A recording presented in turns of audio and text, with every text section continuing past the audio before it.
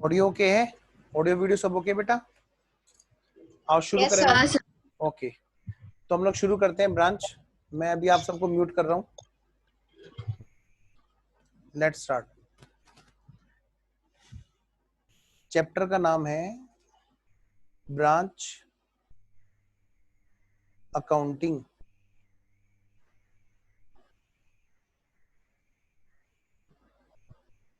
और ये चैप्टर ऐसा है कि आप ये समझ लो 101% एग्जाम में आना ही आना है। 99 नहीं जी, 100% एग्जाम में आना ही आना है। और उसमें भी 99% 16 मार्क्स का। कुछ चैप्टर्स ऐसे होते हैं जहाँ पे ना क्वेश्चंस का हमें पता है कि एग्जाम में आना ही आना है। जैसे पार्टनरशिप हो गया, एक क्वेश्चन आना आना है ना, ये है एक क्वेश्चन आना आना है। तो ऐसे ऐसे चैप्टर पे हमें पूरा फोकस रखना चाहिए, जो चैप्टर हमारे लिए समझ लो बिल्कुल पूरा का पूरा बेस इकट्ठा करके रखते हैं, ना कि सिर्फ पास का बल्कि स्कोरिंग का भी। आइए जी शुरू करते हैं। तो बेटे भाई ब्रांच आखिर है क्या? ब्रांच आखिर है क्या? देखो जी, मैं इसको कुछ इस तरह से समझता हूं, जैसे ये एक इंसान है, ये एक इंसान है जो घर में पैसे कमा करके लाता है, और ये इन दोनों हाथों से कमाता है, अपनी पूरी मेहनत करता है, इस वाले हाथ से भी और इस वाले हाथ से भी। कोई गया है कभी एक हाथ जेब में रख के बाहर ऑफिस? कभी नहीं। कोई गया है कभी एक हाथ जेब में रख के कोचिंग? नहीं। वो दोनों हाथों से मेहनत करता है। ओवरऑल मिला करके इस इंसान ने क्या कमाया हम कैसे जोड़ेंगे? जब हम देखेंगे इस वाले हाथ ने क्या कमाया और इस वाले हाथ ने क्या कमाया। ये हाथ इस इंसान की दो ब्रांच हैं एक तरह से। क्या है ये? ब्रांच है एक तरह से। फिर डिपार्टमेंट और ब्रांच में क्या डिफरेंस होता है बताऊंगा, पहले आप ये समझ लो, ये जो इसकी एक्सटेंडेड आर्म्स हैं, यही इस इंसान की ब्रांच है, ब्रांच का रूप है एक तरह से। और ओवरऑल इस बंदे ने क्या कमाया, ये इन दोनों का प्रॉफिट कमाया हुआ जोड़ करके तब निकल के आएगा कि इस इंसान ने क्या कमाया। ऐसी ही बिल्कुल ऐसी ही बात हम बिजनेस के रूप में बात करते हैं। मान लिया ये इंसान नहीं है, ये एक बिजनेस है। तो एक बिजनेस के अंदर दो तीन अलग अलग चीजें होती हैं, अलग अलग डिपार्टमेंट्स बटे होते हैं, अलग अलग सेगमेंट्स बटे होते हैं उस बिजनेस के अंदर। मैं पहले बात कर रहा हूं एरिया वाइज सेगमेंट की, यानी कि अगर किसी ने बिजनेस किया और बिजनेस की उसने ब्रांच खोली, अलग अलग जगह ऑफिस खोला, जैसे उसने ऑफिस खोला कहां पर? J&K में। उसने ऑफिस खोला कहां पर? दिल्ली में। तो ओवरऑल उस बंदे ने क्या कमाया, तो कैसे निकल जाएगा वो? अलग, यहाँ का अलग प्रॉफिट निकाला जाएगा, यहाँ का अलग प्रॉफिट निकाला जाएगा, फिर दोनों को जोड़ा जाएगा और निकल जाएगा उसका ओवरऑल उसने क्या प्रॉफिट कमाया है उस बिजनेस ने। इसी का नाम है बेटे ब्रांच अकाउंटिंग। क्या मतलब? भाई आज हम निकाल रहे सीखेंगे इस दिल्ली ब्रांच ने क्या कमाया, इस जम्मू एंड कश्मीर ब्रांच ने क्या कमाया। लेकिन यहाँ पे थोड़ा सा हमें एक चीज पे आना है। क्या आना है? कि ये जो थोड़ा सा मैं और आगे जा रहा हूं, इससे आगे बढ़ता हूं। क्या? इसी चीज को थोड़ा सा और एक्सटेंडेड वे में बात करता हूं। क्या? भाई एक इंसान है, उसके दो बेटे हैं। सुनना ध्यान से, घर में उसके दो बच्चे हैं और दोनों के दोनों बिजनेस कर रहे हैं, फैमिली बिजनेस। एक J&K में कर रहा है, एक दिल्ली में कर रहा है। ये मैंने दो एग्जांपल लिए एरिया वाइज। और ये खुद बैठ के कहीं पे, मान लिया लेट सपोज, मान लिया ये कर रहा है हरियाणा में, लेट सपोज इसने वहीं पे ही पले बड़े ये बच्चे और फिर बड़े होके बाहर निकल गए। एक जम्मू एंड कश्मीर में बिजनेस कर रहा है, एक दिल्ली में कर रहा है। बेटे अगर ये बात करें कि पूरे के पूरे घर का क्या हिसाब किताब है, क्या प्रॉफिट है। तो हम कैसे निकाल पाएंगे, हम ब्रांच 1 और ब्रांच 2 का प्रॉफिट निकालेंगे, और यहां मैं इसको नाम दूंगा, इन दोनों को नाम दूंगा मैं ब्रांच का, ये ब्रांच 1 और ये है बेटे ब्रांच 2, मतलब मैं कहूँ ऑफिस 1 ऑफिस 2, और ये है अपना हेड ऑफिस। क्या है ये, हेड ऑफिस, जिसने इनको खड़े होना सिखाया, चलना सिखाया, जिनके बिहाफ पर ये काम कर रहे हैं कहीं ना कहीं, एक तरह से देखा जाए तो मैं अगर आपसे बात करूं बेटे पूरे घर का प्रॉफिट, तो यानी क्या होगा, तीसरा नंबर थर्ड हेड ऑफिस ने क्या कमाया, फिर दोनों ब्रांच ने क्या कमाया, तब जाके तीनों का जोड़ने के बाद में निकल के आता है हरियाणा हेड ऑफिस ने क्या कमाया ओवरऑल, इस बिजनेस ने ओवरऑल क्या कमाया। ये कुछ ऐसी बात है जैसे रेजिडेंट एंड ऑर्डिनरी रेजिडेंट की ऑल ओवर वर्ल्ड में वो कहीं भी अर्न आउटसाइड इंडिया भी होती है, तो भी उसकी इनकम टैक्सेबल इन इंडिया होती है, resident and ordinary, just like that. ये सारी बातें क्यों मैं ब्रीफ कर रहा हूँ, जबकि बहुत ज्यादा इसमें ब्रीफिंग की रिक्वायरमेंट नहीं होती। इस बार से थोड़ा सा एक अलग वे है अपने पढ़ने का भी, यहाँ पर ऑनलाइन का इस बार से थोड़ा सा वे भी अपना कुछ इस तरह का है कि वहां पर हमने हर चीज में बहुत ज्यादा मेहनत की है।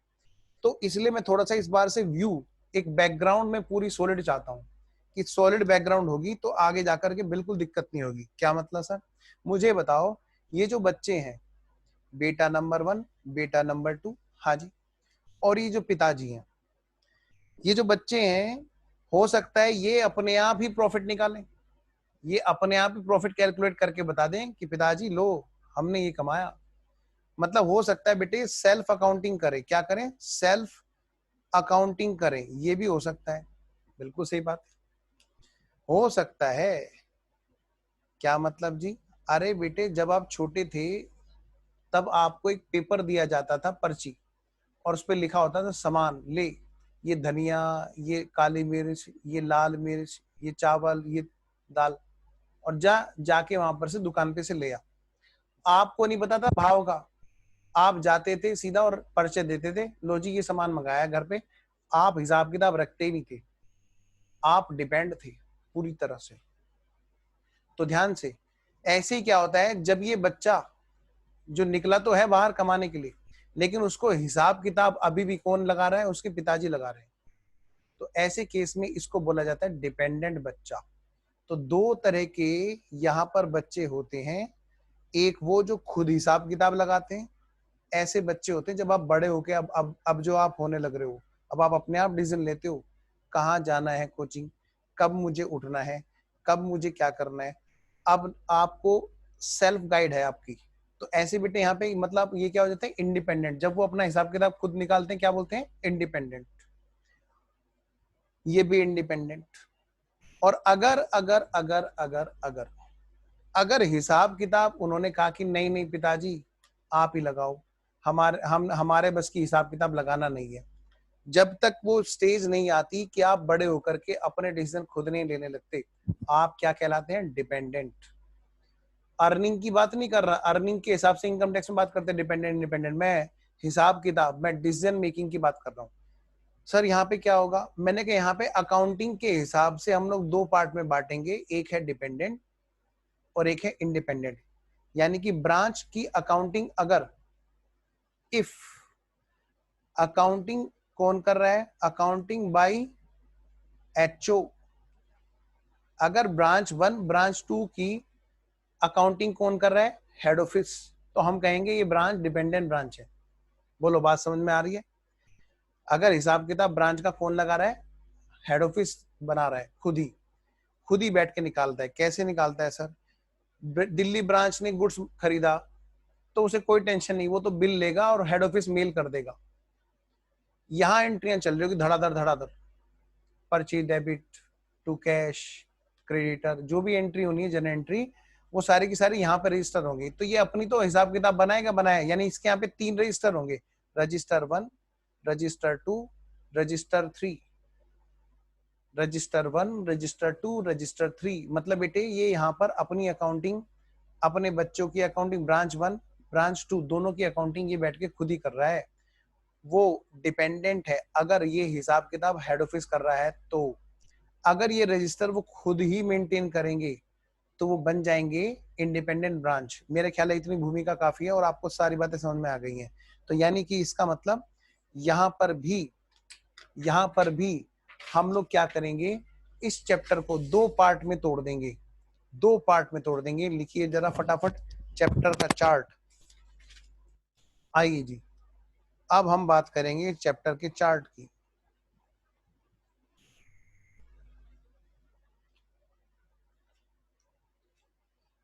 पार्ट नंबर 1 जो भी थ्योरेटिकल है, यहाँ पर थ्योरी वो भी हम लिखेंगे। यहाँ पे जितना पार्ट रिलेवेंट है हमारी थ्योरी का वो लिखेंगे। Part number 2 numericals,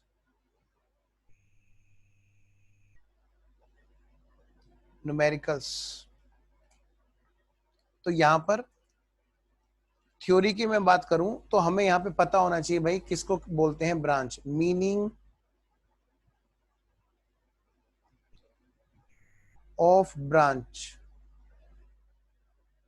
meaning of branch. दूसरा, भाई क्या डिफरेंस है बिटवीन इन चीजों में, कौन कौन सी चीजों में भाई,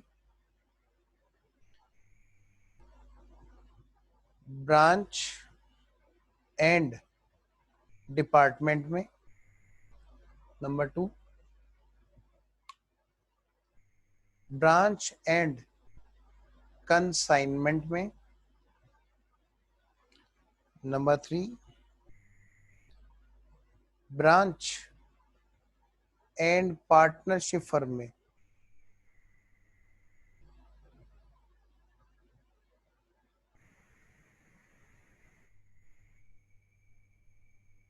अगला क्वेश्चन थ्योरी का, जो मतलब at the end of chapter हमारे पास में इनके आंसर होने जरूरी हैं। Types of branch,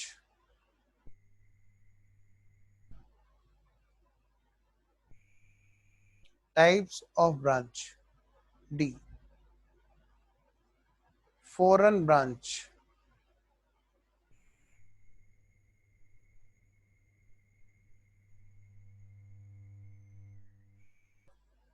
and domestic branch.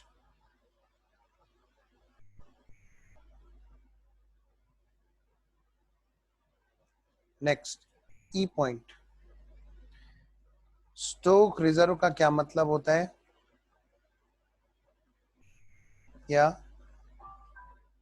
Unrealised profit का क्या मतलब होता है।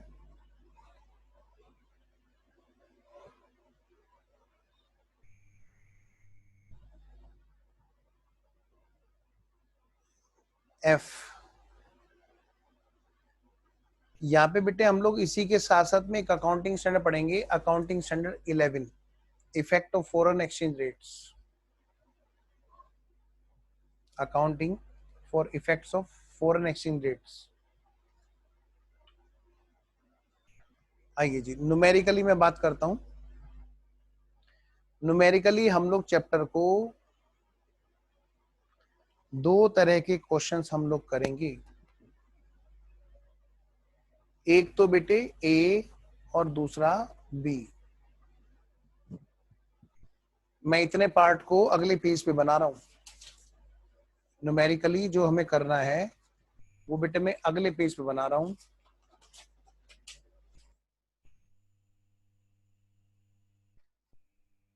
लो जी,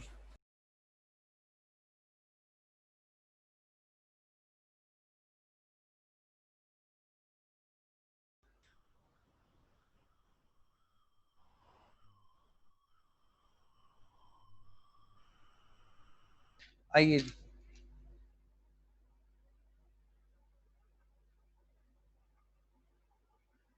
मैंने अलाउ कर दिया कि आप लोगों को अगर म्यूट अलाउ करना हो, मतलब अनम्यूट तो कर।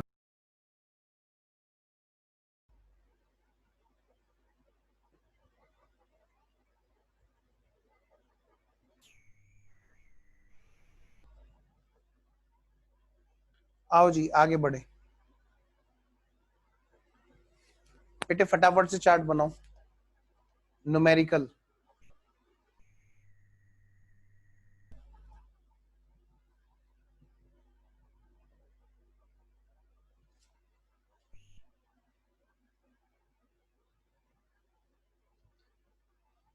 मैंने आपको अलाउ कर रखा है। अच्छा, एक मिनट, डन। आ जाओ न्यूमेरिकल्स में। सर एक मिनट, सर पॉइंट नंबर ई क्या है? स्टॉक रिजर्व और अनरियलाइज्ड प्रॉफिट, अनरियलाइज्ड प्रॉफिट। ठीक है सर। क्या मैं शुरू करूं आगे? एक मिनट बस,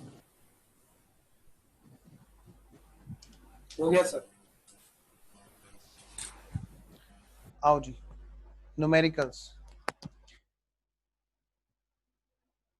16 नंबर की बात है तो बहुत मजबूती से करना इसको भाई। एक तो यहाँ पे ए पार्ट और दूसरा हो गया बी पार्ट। कहते हैं न्यूमेरिकल के हिसाब से हम लोग इसको दो पार्ट में करते हैं जी, डिपेंडेंट ब्रांच और इंडिपेंडेंट ब्रांच।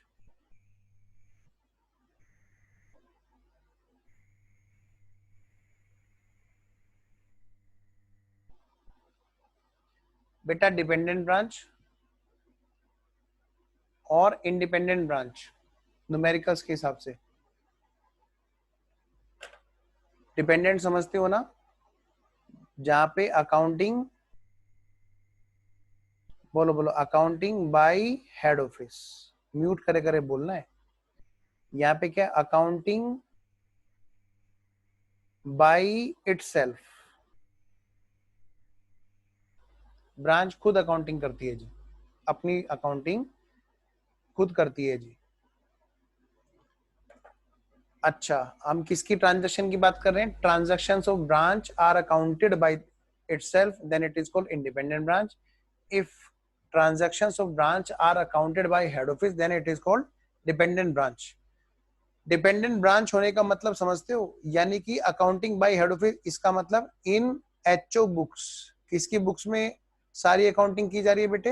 हेड ऑफिस की बुक्स में। और यहां पर इन ब्रांच बुक्स। बोलो है कि नहीं? बात समझ में आ रही है?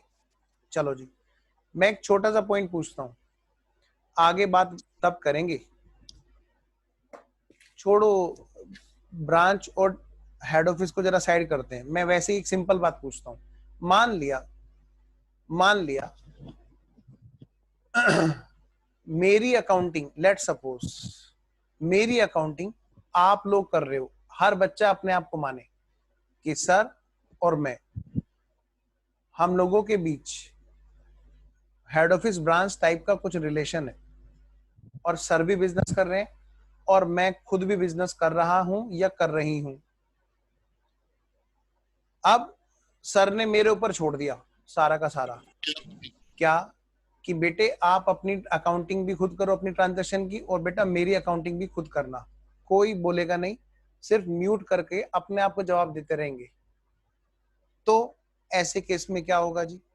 भाई ऐसे केस में आप अपनी तो अकाउंटिंग करोगे। आपने माल खरीदा तो आप बोलोगे परचेज डेबिट टू कैश। मैं कहूंगा बेटे मेरी अकाउंटिंग भी तुम ही कर रहे हो ना? तुमने कहा हाँ सर मैं ही कर रही हूं या कर रहा हूं। मैंने कहा मैंने भी माल खरीदा था 1,00,000 रुपए का। तो ठीक है, आप क्या लिखोगे अपने यहाँ पे? सर का परचेज अकाउंट टू सर का कैश। समझ रहे मेरी बात? सर का परचेज अकाउंट टू सर का कैश। क्या मतलब? अरे कहीं ऐसा ना हो जाए वो जो परचेज अकाउंट आपका अपना है वो मेरे साथ मिक्स ना हो जाए। तो आप पता क्या करोगे? आप दो दो नाम जनरेट करना शुरू कर दोगे। गुड्स तो खुलता नहीं, क्या खुलता है? Purchase account debit to cash. और जब बात होगी मेरे वाले की भी आप अकाउंटिंग करोगे तो क्या लिखोगे? Sir purchase account debit to sir cash. बेटे सोचो जरा, अब एग्जांपल में थोड़ा सा और लंबी चीजें जोड़ते हैं। मान लिया आप हो और आपके 3 दोस्त हैं, रामू, श्यामू और गीता। हर बच्चा अपने आप को सोचेगा। मैं ये कह रहा हूं रामू, श्यामू, गीता का आप पे विश्वास है? सर आपकी आवाज क्लियर नहीं आ रही है। आवाज क्लियर नहीं आ रही है? बाकी कट रही है बीच में नेटवर्क के कारण शायद। सर आपकी आवाज मतलब वैसे हो रही है, मतलब कट सी रही है। पहली एग्जांपल की समझ नहीं आई सर कुछ भी। हाँ केस समझ नहीं आया जब आप बोल रहे थे ना, अच्छा वो कुछ समझ नहीं आया। 1 मिनट, केस ही समझ नहीं आया। अभी बताओ, अभी ऑडियो ओके है? हाँ जी। अभी ऑडियो ओके है? हाँ सर। आइए चलिए फिर हम इसी में बात करेंगे, एग्जांपल मैं अभी आगे दूंगा, है ना। आइए पहले यहाँ पे चार्ट फिर कंप्लीट कर लेते हैं। लो बेटे, ये इसमें अकाउंटिंग के 4 मेथड होते हैं, 1 2 3 और 1 4। एग्जांपल मैं आगे करा दूंगा, पहले लिख लेते हैं। पहले हेड ऑफिस की बुक्स में ब्रांच की ट्रांजैक्शंस की अकाउंटिंग करने के 4 मेथड होते हैं जी, 1 2 3 4। और बेटे सभी से एक ही आंसर आता है, शुरू के 3 से तो पूरा एग्जैक्ट सेम आंसर आता है। मैं लिख देता हूं बल्कि यहां पे सेम आंसर। अब बेटे ऐसा तो है नहीं कि मैं अगर किसी और तरीके से कोई काम करूं, भाई काम तो रिजल्ट तो एक ही आना है। मैं पढ़ूं सीधा बैठ के, या मैं दीवार की तरफ बैठ के पढ़ूं, या मैं छत पे बैठ के पढ़ूं, या नीचे बैठ के, निकलना तो मेरा रिजल्ट ही है ना। तो यही मैं कह रहा हूं कि आंसर विल बी सेम, चाहे इस मेथड से पढ़ूं या इस मेथड से करूं या कैसे भी करूं, यही बात यहां पे है। आओ जी, सबसे पहला मेथड है बेटे स्टॉक एंड डेटर मेथड। सबसे पहला मेथड कौन सा है बेटा? Stock and debtor method. दूसरा मेथड है किसकी बुक्स में? भाई जब हेड ऑफिस ब्रांच की ट्रांजैक्शंस की अकाउंटिंग अपने यहां करता है तो इनमें चारों में से किसी भी मेथड से कर सकता है। दूसरा मेथड है बेटे डेटर मेथड। इनके नाम ही अजीब से हैं वरना है बहुत प्यारे प्यारे। Stock and debtor method. Next अगला है बेटा final account method.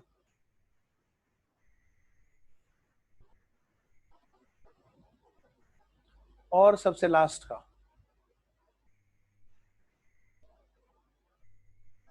Wholesale price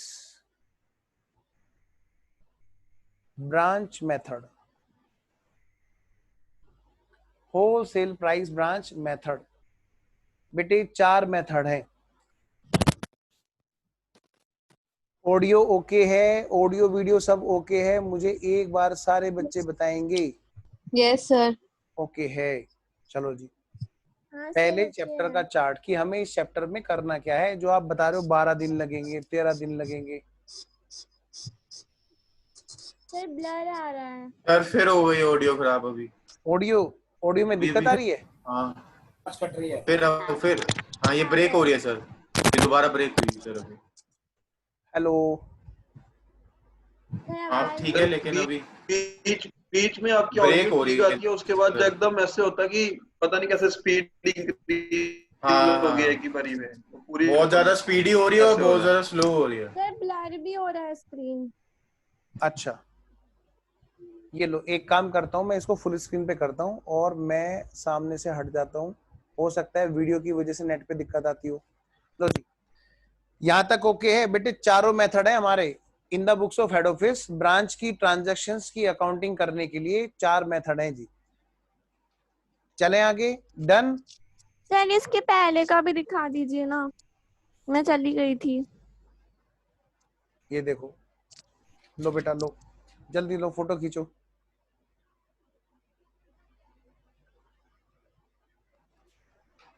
sir आपकी आवाज बहुत हो ज्यादा गया? ब्रेक हो यस रही है सर। और अब तो आओ शायद जरा वीडियो बेटे, इंडिपेंडेंट ब्रांच। देखो इंडिपेंडेंट ब्रांच पे जाने से पहले इसको समझो जरा। ये कौन है? ये छोटे बच्चे वाला रोल निभा रहा है यहाँ पे। क्या? छोटा बच्चा। लिखो जल्दी से चार्ट पे, ये क्या है तुम्हारा? बच्चों ध्यान से, ये क्या है बेटा? छोटा बच्चा। जिसकी अकाउंटिंग कौन करता है बेटे? बड़ा, घर का बड़ा। एक है बड़ा बच्चा, ये कौन है बेटे? इंडिपेंडेंट। ये बच्चा वो है जो बड़ा बच्चा होता है। ये बड़ा हो गया जी बच्चा। सर अगेन हो रहा है ये वॉइस का इशू, पता नहीं। बाकी जगह भी हो रहा है क्या? No sir. नहीं सर। नो रही है सर। सर, वॉइस तो आ रही है। ओके, सही आ रही है। चलिए मैं आगे बढ़ता हूँ। हाँ जी बेटे, इंडिपेंडेंट ब्रांच के अंदर क्या कहा मैंने? इंडिपेंडेंट ब्रांच के अंदर, इंडिपेंडेंट मतलब जब बच्चा बड़ा हो जाता है, जब अकाउंटिंग बाय इटसेल्फ, तो यहाँ पर दो तरीके हैं बेटे। ये बच्चा बड़ा होके या तो इंडिया में ही रुकेगा, या हो सकता है China, Chandni Chowk to China, कहीं भी जा सकता है। मतलब या तो ये यहीं पे रहेगा तो हम बोलेंगे तो घरेलू बच्चा है, ये डोमेस्टिक बच्चा है, ये डोमेस्टिक इंडियन ब्रांच है। इंडियन बोलो, इंडियन बच्चा बोलो, या डोमेस्टिक ब्रांच।